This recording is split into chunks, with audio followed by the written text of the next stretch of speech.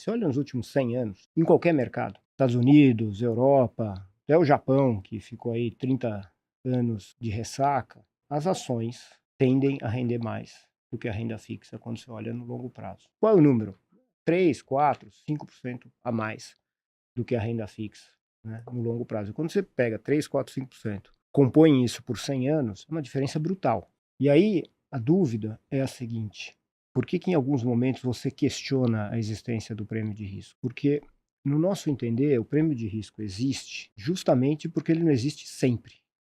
Porque tem momentos, e esses momentos às vezes demoram muito, em que você tem a impressão de que as ações rendem menos do que a renda fixa, né? Pode acontecer assim. E o Brasil, a gente está vivendo isso nos últimos 15 anos. Uhum. Mas eu trouxe aqui uma palestra, né, o resumo de uma palestra que o Warren Buffett fez em meados, na verdade no final dos anos 2000.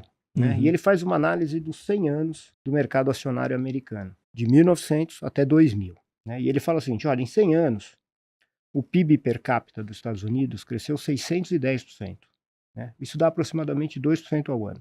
E ele fala: o PIB per capita subiu em todas as décadas, inclusive na década dos anos 30, de 1929 a 1939. Ele subiu 13% acumulado, foi menos do que a média de 2% ao ano, mas ele subiu também. E aí ele quebra, de 1900 a 1921, as ações americanas subiram 10%. Praticamente, se você analisar, é praticamente nada.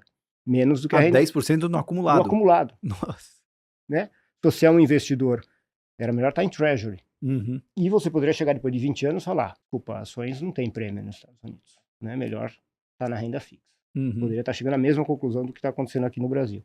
Aí depois de 1921 a 28, antes do crash, subiram 500%. Aí depois de 29 a 48, né, mais 2 décadas, caíram pela metade. Então 20 anos de correção. E o PIB per capita segue crescendo 2% ao ano. Não é que tem assim, você teve correção, tá, mas você olha, você estende um pouco o horizonte, né, a volatilidade do PIB é muito menor do que a volatilidade das ações. Então mais 20 anos de queda. De novo, você poderia chegar em 1948 e falar: ações não tem prêmio nesse país aqui. Muito melhor estar na renda fixa. Aí depois de 48 a 65, sobe 5 vezes de novo. Aí de 1965 a 81, caíram de novo. 15 longos anos de correção. E o PIB segue crescendo nessa média de 2% ao ano.